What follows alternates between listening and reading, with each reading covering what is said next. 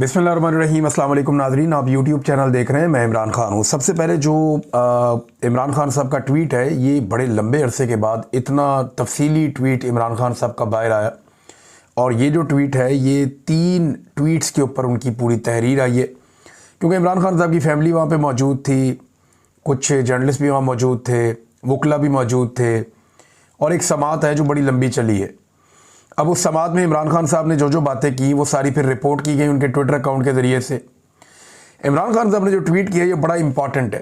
इसमें बहुत सारी अहम चीज़ें हैं और कुछ अहम हदायत भी हैं जो इमरान खान साहब ने दी हैं, और ये उन्हें बड़े अरसे के बाद मौका मिला कि वो इतनी तफसील के साथ बात करें। रात के ये ट्वीट जो है, ये मंजर आम पे आए। इसके 3 हिस्से हैं, क्योंकि एक मरतबा में इतनी लंबी तहरीर लिखी नहीं जा सकती ट्विटर पर।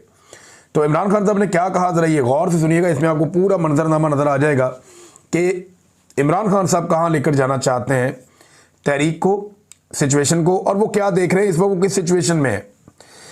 वो ये कहते हैं जी, कॉमनवेल्थ की 8 फरवरी के इलेक्शन पर जो रिपोर्ट लीक हुई है, उसने भी इंतखाबी धांधली का पोल खोल दिया कि कैसे बेशर्मी और डिटाई से हमारा मैंडेट चोरी किया गया। कॉमनवेल्थ के मुताबिक ये रिपोर्ट पहले ही सरकारी सतह पर हुकूमत पाकिस्तान को दे दी गई थी, मगर यहाँ सिकंदर सुल्तान राजा जैसे बेज़मीर लोग हैं जिन्होंने इंतखाबी चोरी की सहूलतकारी समेत उस पर पर्दा डालने में भी भरपूर किरदार अदा किया। पाकिस्तान में वोट चोरी का कानून सख्त है और ऐसा करने पर आर्टिकल 6 का नफाज होता है। याद रखें, गद्दारी का मुकदमा है ये, और गद्दारी की सज़ा पाकिस्तान के अंदर फिर वो आप जानते हैं, ये हाई ट्रीजन केस है, बड़ा केस है, आर्टिकल 6। लेकिन मुल्क में इस वक्त आसिम ला के सिवा सब कानून ख़त्म हो चुके हैं। यहाँ पर लियाकत चट्टा जैसे लोग काबिल तहसीन हैं जिन्होंने अपने ओहदे पर ज़मीर की आवाज़ को तरजीह दी। इस चोरी के बाद अवाम का कत्लेआम किया गया और 26वीं आइनी तरमीम की गई। इस तरमीम के ख़िलाफ़ भी जिन जजेस ने आवाज़ बुलंद की, वो तारीफ़ के काबिल हैं। धांधली पर कायम हुकूमत को कानूनी तौर पर कबूल करने का वक्त अब ख़त्म हो चुका है, इसीलिए सेनेट और पार्लिमानी कमेटियों से इस्तीफ़े दे दिए गए हैं। अपने अरकान पार्लियामेंट को पैगाम देना चाहता हूं कि मुल्क में नाफिज आसिम लॉ से बिल्कुल ना घबराएं, ना ही जेल से घबराएं। एक फ़र्द वाहिद अपने इक़्तिदार की हवस को पूरा करने की खातिर आपको दबाना चाहता है। आप जितना इनसे डरेंगे, ये उतना ही आपको दबाएंगे। आप हक पर हैं और हक और सच इंसान को बहादुर बनाता है और हक की ही फतह होती है। ये जी पहला हिस्सा था, और इसमें आसिम मुनीर साहब को उन्होंने डायरेक्टली इमरान खान साहब ने रगड़ा दिया कि जनाब ये आपको डराते हैं, ये फ़र्द वाहिद है, ये अपने इक़्तिदार की हवस पूरी करना चाहता है, इस तरह इमरान खान साहब ने कहा, और ये आप सबको दबाना चाहता है। आप जितना डरेंगे, ये उतना आपको दबाएगा, और आप हक पर हैं। हक और सच इंसान को बहादुर बनाता है और हक की ही फतह होती है। अब आ जाए इसका जो दूसरा हिस्सा ट्वीट का, उसमें इमरान खान साहब ने अब अफ़गानिस्तान, पाकिस्तान और ये जो अमन व अमान के और दहशतगर्दी के मामलात हैं, इनको एड्रेस किया है। अफ़गानों और कबायली अवाम के साथ भी 9 मई की तर्ज पर ही एक फॉल्स फ्लैग रचाया जा रहा है। जब से आसिम मुनीर को चार्ज मिला है, अफ़गानिस्तान के साथ ताल्लुकात जानबूझकर बिगाड़े जा रहे हैं और उन्हें मुसलसल पाकिस्तान से जंग शुरू करने पर उकसाया जा रहा है, ताकि मौजूदा अफ़गान हुकूमत की मुखालिफ लॉबी को खुश किया जा सके और मगरिब के सामने एक निजात दहिंदा बनने की कोशिश की जाए। सबसे पहले अफ़गान हुकूमत को संगीन धमकियाँ दी गई, फिर मजहबी, इखलाकी और पनागज़ीनों के आलमी हकूक़ की खिलाफ वर्जी करते हुए 3 नस्लों से पाकिस्तान में मुकीम अफ़गान भाइयों को धक्के देकर मुल्क से निकाला गया। उसके बाद अफ़गानिस्तान की सरजमीन पर हमले किए गए और अब ये कहकर दहशतगर्द आ गए हैं, कबायली इलाकों में ऑपरेशन लॉन्च कर दिए गए हैं। इन पॉलिसियों की वजह से हर जानिब हमारे ही लोग शहीद हो रहे हैं। पुलिस एहलकार, फ़ौजी और आम बेगुनाह लोग जो शहीद हो रहे हैं, सब हमारे अपने हैं। इस तर्ज अमल से कभी अमन कायम नहीं होता। पायदार अमन हमेशा बातचीत से कायम होता है। अच्छा, यहाँ इमरान खान साहब ने एक बड़ा टेक्निकल नुक्ता उठाया। पाकिस्तान में तो दहशतगर्दी होती है ना, तो ये सारे लोग या जो भी टाउट हैं एस्टेब्लिशमेंट के या मौजूदा रजीम के जो सहूलतकार हैं या जो बेनिफिशरी हैं, वो सारे या मिलिट्री एस्टेब्लिशमेंट के लोग, ये कुछ चंद लोग ही हैं। सारी फ़ौज तो ऐसे नहीं सोचती। ये चंद लोग हैं, वो ये प्रोपेगेंडा करते हैं, बयानियाँ बनाते हैं कि देखो ना इमरान खान बात करता है अफ़गानिस्तान के हक़ में, देखो ना इमरान खान बात करता है बातचीत की, ये देखो ये कत्लेआम हो रहा है। इमरान खान साहब ने इसका तोड़ दिया कि ये कत्लेआम हो ही इसलिए रहा है कि आप बातचीत नहीं कर रहे। अल्टीमेटली आपको बातचीत करनी पड़ेगी, जितनी मर्जी आप लड़ाई करें। यूक्रेन और रशिया की लड़ाई गुज़िश्ता 3.5 साल से लगी हुई है। एक दिन आएगा वो बैठेंगे और बातचीत करेंगे, मसला हल हो जाएगा। ये मसले जो है वो टेबल पे ही हल होते हैं। ये मुमकिन नहीं है कि आप टेबल के बगैर मसला हल कर दें। आपको अफगानिस्तान फतह नहीं करना और उन्होंने पाकिस्तान फतह नहीं करना। तो इमरान खान साहब ने कहा कि जो पायदार अमन बातचीत से ही होता है। अब अफगानिस्तान और कबायली इलाकों में अमन के क़याम के लिए 3 फरीकों को साथ लेकर चलना नागुज़ीर है। सबसे पहले पाकिस्तान के कबायली इलाकों की अवाम, दूसरे अफ़गान हुकूमत और तीसरे अफ़गानिस्तान की अवाम। यानी जो कबायली लोग हैं उनको, जो अफ़गान लोग हैं उनको, और जो हुकूमत है अफ़गानिस्तान की उसको आपको लेना पड़ेगा ऑन बोर्ड। इन तीनों फ्रीकैन की मदद के बगैर कोई कामयाब ऑपरेशन या कोई पायदार हल नहीं हो सकता। खैबर पख्तूनख्वा में कुछ करने की कोशिश है, जो कुछ करने की कोशिश है वो सिर्फ तहरीक इंसाफ की हुकूमत को गैर मकबूल करने के लिए है।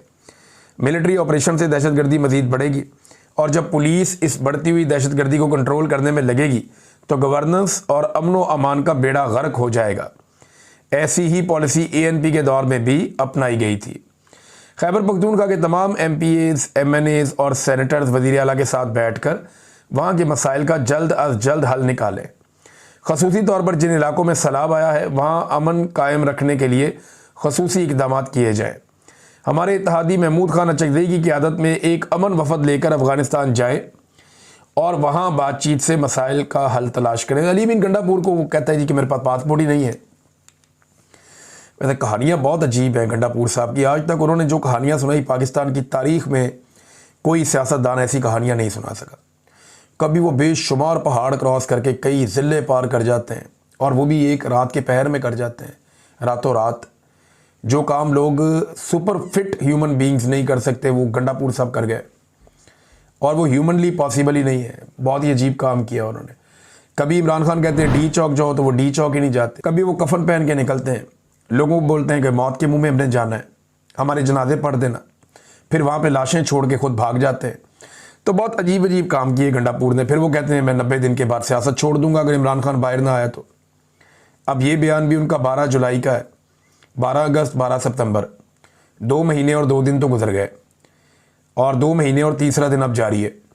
पीछे 27 दिन रह गए हैं। अब गंडापुर साहब वादे के मुताबिक क्या रिज़ाइन करेंगे, क्या वो सियासत छोड़ेंगे, ये एक सवाल तो है, लेकिन मैं अच्छी तरह जानता हूँ कि नहीं छोड़ेंगे, क्योंकि उन्होंने बड़ी मुश्किल से जो है वो ये ओहदा हासिल किया है और इमरान खान साहब की बातें वो मान नहीं रहे, और इसीलिए नहीं मान रहे। यानी वो कहते हैं मेरी इमरान खान से मुलाकात नहीं होने दी जाती। अंदाज़ा करें आप, क्या कोई वज़ीर आला इतना बेबस हो सकता है? कभी हमने तारीख़ में सोचा भी नहीं, सुना भी नहीं, लेकिन यहाँ पे हम देख रहे हैं बहुत अजीब अजीब चीज़ें हम देख रहे हैं। जी मेरा पासपोर्ट नहीं है मेरे पास, ये भी बहुत अजीब चीज़ है। जी मैं अफ़गानिस्तान नहीं जा सकता। तो इमरान खान साहब ने कहा अचकज़ई साहब को भेजें, लेकिन अचकज़ई साहब जो हैं वो जो अफ़गानिस्तान में तालिबान हुकूमत है उसके वो इतने हामी नहीं हैं। लेकिन यह कि अगर तालिबान और अचकज़ई साहब चाहें तो वो बैठकर बात कर सकते हैं। जो तालिबान के मुखालिफ फोर्सेस थी अफ़गानिस्तान में, ग़ालिबन उनके साथ ज़्यादा बेहतर ताल्लुकात पाकिस्तान के अंदर जो अचकज़ई साहब हैं या इस तरह के जो दीगर लोग हैं उनके अच्छे ताल्लुकात रहे हैं, जैसे ANP है, बाकी जमातें हैं। लेकिन अचकज़ई साहब अगर बात करें और इमरान खान साहब की जानिब से उनके पास मैंडेट है और खैबर पख्तूनख्वा की हुकूमत भी उन्हें मैंडेट देती है, तो फिर तो वो बात करेंगे। तालिबान इतने समझदार हैं, उन्होंने अमेरिका से बात की है, तो वो इनसे बात क्यों नहीं करेंगे। इमरान खान साहब ने अपने केसेस के बारे में कुछ बताया। वो ये कहते हैं कि अडियाला में मेरा नाम नेहाद ट्रायल कोई जज नहीं, एक ISI का कर्नल चलवा रहा है जो आर्मी चीफ आसिम मुनीर से हदायत लेता है। ये सिविल नहीं मिलिट्री ट्रायल है। पाकिस्तान में इस वक्त जो भी हो रहा है आसिम लॉ के तहत हो रहा है और मुसलसल आइन और कानून की धज्जियाँ उड़ाई जा रही हैं। मुझ पर 300 से ज़ायद बेबुनियाद मुकदमा दर्ज किए गए हैं जिनका मैं सामना कर रहा हूं, और कोई डील किए बगैर अदालतों से इंसाफ लेकर ही बाहर आऊँगा। हमारी जमात पर हर तरह का जुल्म ढाया गया। अगर मेरिट पर फैसला किया जाए तो मैं और मेरी अहलिया आज ही रिहा हो जाएं। मेरे और मेरी अहलिया बुशरा बेगम के तमाम इंसानी हुकूक पामाल हैं। हमें आम कैदियों वाली सहूलियात से भी महरूम रखा गया है। मेरी किताबें तक रोक ली जाती हैं। 8 माह में सिर्फ एक बार मेरी बच्चों से बात करवाई गई है। जजों की मेरे मुकदमात में कोई हैसियत नहीं, ना मेरे मुकदमात का ट्रायल जज आज़ादाना तौर पर कर सकते हैं, बल्कि एक कर्नल जो कहता है वही फैसला करते हैं। वो कर्नल आसिम मुनीर के अहकामात पर चलता है। अभी सिर्फ ये पैराग्राफ में 4-5 दफ़ा आसिम मुनीर का नाम आ गया। 10 दफ़ा से ज़्यादा शायद इमरान खान साहब ने आसिम मुनीर साहब का नाम लिया है इन ट्वीट्स के अंदर। फैमिली गई थी ना अंदर, कोई और गया हुआ था तो कभी बाहर ना आता नाम। मैं अपनी तमाम पार्टी को कहता हूँ कि आप सब मुत्तहिद रहें, जुल्म का निज़ाम ज़्यादा देर कायम नहीं रहेगा। आप सबके लिए लाजिम है कि मेरी ट्वीट को रीट्वीट करें ताकि मेरे पैगाम पर इत्तेहाद कायम रहे।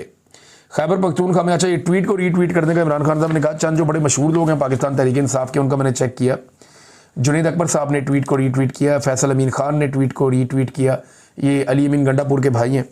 शानदाना गुलजार साहिबा ने ट्वीट को रीट्वीट किया है, आतिफ खान ने किया है, फैसल जावेद खान ने किया है, शाहिद खटक, बाकी ऐसे बहुत सारे लोग हैं जिन्होंने ट्वीट को रीट्वीट किया है। जिन्होंने नहीं किया उनमें सलमान अकरम राजा साहब हैं, बैरिस्टर गौर साहब हैं, शेर अफजल मरवत साहब इमरान खान साहब के अभी भी वफादार साथी होने के दावेदार हैं, उन्होंने भी नहीं किया। शहरयार अफरीदी साहब ने ट्वीट को रीट्वीट नहीं किया। अली मोहम्मद खान साहब है, दीगर बहुत सारे और लोग भी हैं, ये लंबी लिस्ट है जिन्होंने ट्वीट को रीट्वीट नहीं किया इमरान खान साहब की वाज़ेह हदायत के बावजूद। आखिर में इमरान खान साहब कहते हैं जी खैबर पख्तूनख्वा में एक ग्रैंड जलसे का ऐलान किया जाए जिसमें पूरे मुल्क से लोग शरीक हों और इस स्याह रात के ख़िलाफ़ खड़े हो जाएं। पूरे मुल्क से इमरान खान साहब ने बुलाया पाकिस्तान तहरीक इंसाफ के लोगों को कि वो पहुँचे खैबर पख्तूनख्वा में। जो तारीख उसके लिए आई है वो हफ्ते का रोज़ होगा और 27 तारीख होगी, जो अब तक तारीख सामने आई है। पाकिस्तान तहरीक इंसाफ ने इसका ऐलान भी कर दिया है। जुनैद अकबर साहब ने इसको ट्वीट करके बताया कि कायद इमरान खान साहब के हुक्म पर 27 सितंबर को पेशावर में तारीखी जलसा होगा। गंडापुर साहब ने भी उसके लिए दरख्वास्त की है लोगों से कि आप आ जाएं, हमारे घर, हमारे दरवाजे आपके लिए खुले हैं, पेशावर पहुँचें सारे, किसी किस्म की सख्ती या रुकावट नहीं होगी, सब लोग पेशावर में आएँ और एक बड़ा भरपूर जलसा करें। ये पाकिस्तान तहरीक इंसाफ के लिए एक बड़ा चैलेंज होगा ये जलसा, क्योंकि काफ़ी मायूसी फैलाने की कोशिश की गई है तहरीक इंसाफ में और लोगों को, अब मौजूदा जो क़यादत है, लोगों को उनसे भी शिकवे हैं। ख़ास तौर पे जो गंडापुर साहब हैं उनकी मकबूलियत बहुत ज़्यादा कम हुई है। अगर वो किसी जलसे में किसी जगह पे मेहमान खुसूसी है या मेन उनकी एक तकरीर है तो उससे तो बात ख़राब होती है। हाँ, ये है कि इमरान खान साहब की बहनें अगर वहाँ पे आएँ या उनकी वाइफ मौजूद होती बाहर, बुशरा बीबी, तो शायद सूरत कुछ और होती। या अगर मुराद सईद वहाँ पे जलसे में आ जाते तो एकदम पूरा खैबर पख्तूनख्वा नहीं, पूरा पाकिस्तान निकल कर आता है। इमरान खान साहब का उन्हें लोग वफादार साथी समझते हैं, लेकिन यहाँ अली अमीन गंडापुर साहब जो है अब वो मेरे ख्याल में क़यादत करेंगे इस जलसे की। तो अब काफ़ी ज़ोर लगाना पड़ेगा। माजी से सूरत कुछ मुख्तलिफ है, देखते हैं कि पाकिस्तान तहरीक इंसाफ इस जलसे को कितना कामयाब करती है। नाज़रीन, एक और मेरे पास खबर है, ये इंपॉर्टेंट है। ईमान मज़ारी साहिबा ने एक दरख्वास्त दी थी, आपको याद होगा, मैंने आपको बताया भी था, और वो दरख्वास्त थी हरासमेंट कमेटी को उन्होंने दी थी कि मुझे अदालत में जो मेरे काम करने की जगह है वहाँ पे chief justice Islamabad high court जनाब सरफराज डोगर साहब ने मुझे हरास किया है। और उन्होंने कहा था ईमान मज़ारी के शौहर को मुखातिब होते हुए कि इसको समझा लो, मैंने पकड़ लिया ना तो ये एक तरह की धमकी थी। तो उन्होंने कहा जी मुझे हरास किया गया है, ये हरासमेंट है, मेरे काम करने की जगह पे मुझे हरास किया गया है और ये रवैया दुरुस्त नहीं है। उसके बाद उन्होंने एक दरख्वास्त दी, वो दरख्वास्त जो है वो चली गई जो हरासमेंट कमेटी है उसके पास, और जो हरासमेंट कमेटी है उसके पास जब दरख्वास्त गई तो हरासमेंट कमेटी ही तब्दील हो गई।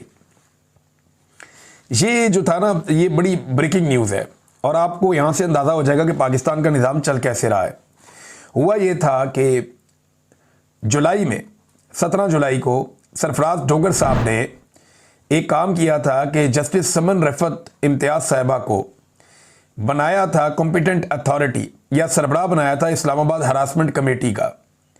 अब उन्होंने जो है वो इस कमेटी के अंदर सर्कुलर जारी कर दिया था और इस कमेटी में जस्टिस सरदार एजाज इसहाक खान, जस्टिस अरबाब मोहम्मद ताहिर और जस्टिस समन रफ़त इम्तियाज़, ये इसके अंदर शामिल थे। अब इस कमेटी के अंदर दरख्वास्त दे दी ईमान मज़ारी साहिबा ने, जो मौसूल भी हो गई। अब बजाय इसके कि ये कमेटी उस दरख्वास्त को सुनती और फैसला करती कि चीफ जस्टिस के ख़िलाफ़ क्या एक्शन लेना चाहिए, और उन्होंने एक खातून वकील को हरासमेंट उनकी की है। इस पर बहुत सारी ख़वातीन ने लिखा भी, सुप्रीम जुडिशल काउंसिल को भी लिखा गया, बहुत सारी जो खातून वकला हैं उन्होंने भी लेटर्स लिखे, जो बार काउंसिल हैं उन्होंने भी इसके ऊपर मजम्मत की कि ये रवैया बहुत ही बदकिस्मती है जिस तरह का रवैया सरफराज डोगर साहब ने रखा ईमान मज़ारी साहिबा के साथ। अब हुआ ये कि अदालतें रात को भी काम करना शुरू हो गई। गुज़िश्ता रात गए इस्लामाबाद हाई कोर्ट में हरासमेंट कमेटी की सरबराह को तब्दील करने का नोटिफिकेशन जारी कर दिया गया। ये जनाब नोटिफिकेशन है, यानी जुलाई के अंदर उनको बनाया, 17 जुलाई को 2 महीने से पहले तब्दील कर दिया। यानी कोई और हरासमेंट का वो केस सुनती या कुछ भी होता तो वो काम चलता रहता, क्योंकि चीफ जस्टिस ने हरासमेंट की है अब उनका मामला आया तो साथ ही देखें ना, ताकतवर के लिए कानून कुछ और है, कमज़ोर के लिए कानून कुछ और है। जस्टिस याह्या अफरीदी साहब को आईने में जाकर देखना चाहिए कि उनकी नाक के नीचे chief justice Islamabad high court क्या कर रहे हैं। यानी यहां पे ताकतवर के लिए कानून कुछ और है, कमज़ोर के लिए कानून कुछ और है।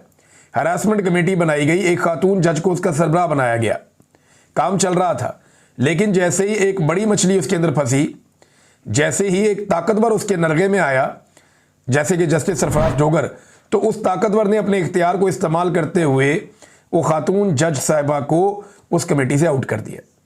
और अब क्या किया, चीफ जस्टिस बड़ा मुसर्रत के साथ ये जनाब एक नोटिफिकेशन आ गया है, बल्कि इसका पहले तो ऐलान हो गया था, नोटिफिकेशन ये आ गया जनाब के जस्टिस सिमन रफत की जगह पे जस्टिस इनाम अमीन मिनहास, ये 26वीं तरमीम वाले जज हैं। 26वीं आईनी तरमीम के बाद जिन जजों को लाया गया उनमें एक ये भी जज हैं जस्टिस इनाम अमीन मिनहास, उनको अब इस कमेटी के सरबराह बना दिया गया। जो पहले वाली खातून है जज, उन्हें फारिग कर दिया गया ताकि सरफराज डोगर साहब के लिए कोई मुश्किल पैदा ना हो। एक और इसमें खबर यह है कि केस लग गया है जी कोर्ट नंबर 1 में। कोर्ट नंबर 1 चीफ जस्टिस का ही होता है, सरफराज डोगर साहब का। और इसमें मारंग बलोच साहिबा का जो पटिशन है, उनका नाम ECL से निकालने के लिए वो इस अदालत में लगा है। और वकील कौन है? ईमान ज़ैनब हाजिर मज़ारी। यानी ये ईमान मज़ारी साहिबा ही अब ये केस जाके दोबारा चीफ जस्टिस की अदालत में आएंगी आज के दिन में। देखते हैं चीफ जस्टिस आज हरासा करते हैं या हरासा होते हैं या कोई नया मौक़िफ़ लेते हैं या क्या कहते हैं, कोई आइडिया नहीं है। लेकिन ये पाकिस्तान में रूल ऑफ लॉ की सिचुएशन है, ये पाकिस्तान में आइन की हालत है कि एक खातून को हरासा किया जाता है, वो बाद में बात ही नहीं कर सकती, उसके ऊपर इंसाफ ही नहीं ले सकती। नाज़रीन, फ्लड्स के मामले पे आ जाएं तो लगातार सूरत हाल वैसी है जूं की तूं है। बहुत ज़्यादा एक्टिविटीज़ करने की ज़रूरत है, हुकूमत को भी काम करने की ज़रूरत है, फ़लाही तंजीमों को भी काम करने की ज़रूरत है, मुखय्यर हजरात को लगातार आगे आने की ज़रूरत है। सबको मिलकर सैलाब मुतासरीन की लगातार मदद करनी पड़ेगी, अभी नहीं अगले चंद महीनों तक।